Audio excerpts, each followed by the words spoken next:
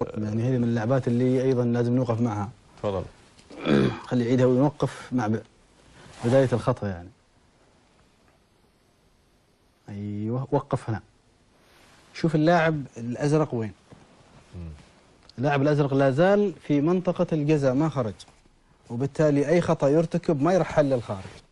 هذه ضربة جزاء 100% مو محتاجة اي تأكيد. اي نعم. عشان بس نوضح اكثر، في القوس لا لسه ما خرج، اللاعب الاصفر ما خرج من القوس. الازرق ايه؟ الاصفر ما خرج من القوس. فما بالك الازرق اللي بالكامل والخطا هو اللي مرتكب منه. وبالتالي وين بيكون الخطا؟ بيخرج خارج الخطا والمرتكب داخل؟ صراحه هذه ضربه جزاء ولا صح؟ ما محتاج اجتهاد اطلاقا. في ال 18 ما محتاج اي اجتهاد، فبالتالي هنا الخطا مرتكب داخل منطقه، هذه ضربه جزاء صريحه يعني.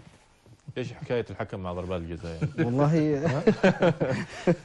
هذه بس جرأة بيقول سالم، جرأة يعني احنا كل جرأة يعني حقيقة يعني هذه من القرارات الصعبة هي دائما. بس عيدوها شويه فعلا. ايه الزاويه هذيك بس وقف وين الخط؟ يعني خميس 3 ضربات جزاء وتقول لي ما راضي على المستوى فريقي، شوف 3 ضربات جزاء لو كان اعتقد ان وين الخط؟ لا زال اللاعب الحين خرج اللاعب من الخط ولا زال الازرق حتى الحين. اللقطه الثانيه افضل تكون. لا زال في المنطقه يعني. فبالتالي كيف يكون وخذ الكره، هو اللاعب سبق حتى خذ الكره. حتى وان كان خطا انت الحين احتسبت خطا على مين؟ على المدافع، المدافع وين؟ داخل 18. طيب انا ما الوم الحكم الحين، انا ما الوم الحكم.